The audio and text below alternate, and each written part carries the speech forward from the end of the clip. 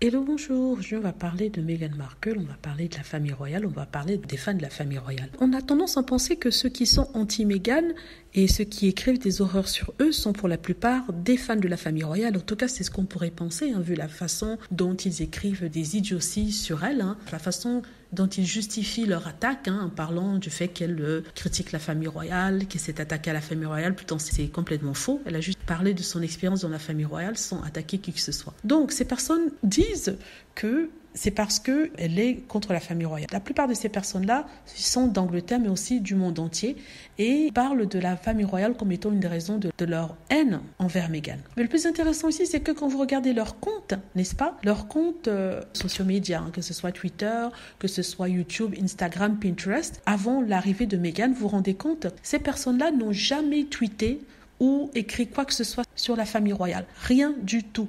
Ils n'ont pas parlé de Kate Middleton, ils n'ont jamais parlé de la reine d'Angleterre, il n'y a pas de posts qui font référence à la famille royale, rien du tout.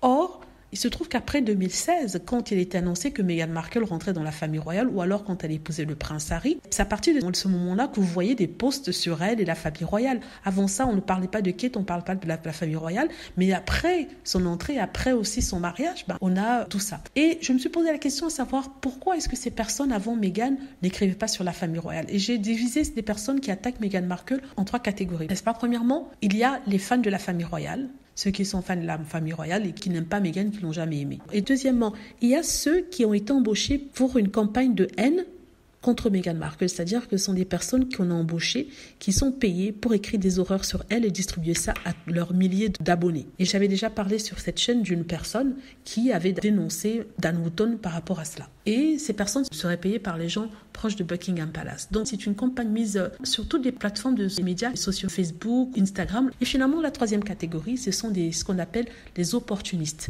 Ce sont des personnes qui voient qu'en faisant des contenus négatifs sur Meghan, ils peuvent gagner de l'argent et ils se mettent à écrire des contenus sur Meghan alors qu'auparavant, ils n'en avaient jamais parlé. Vous voyez? Donc ce sont ces 2 dernières catégories qui forment la majorité des personnes qui sont très anti-Meghan. Donc ce sont des opportunistes qui sont soit payés ou soit gagnent de l'argent en écrivant des horreurs sur eux et en faisant des chaînes négatives sur elles sur les réseaux sociaux. Donc quand je dis sur eux, je parle de Harry et Meghan, mais ici on parle de Meghan Markle. Voilà, je voulais vous parler de ça. Dites-moi ce que vous en pensez. J'espère que vous avez aimé la vidéo. N'hésitez pas à cliquer sur like si c'est le cas, à vous abonner pour plus de vidéos et à cliquer sur la petite cloche afin d'être averti lorsque je poste une nouvelle vidéo. Merci.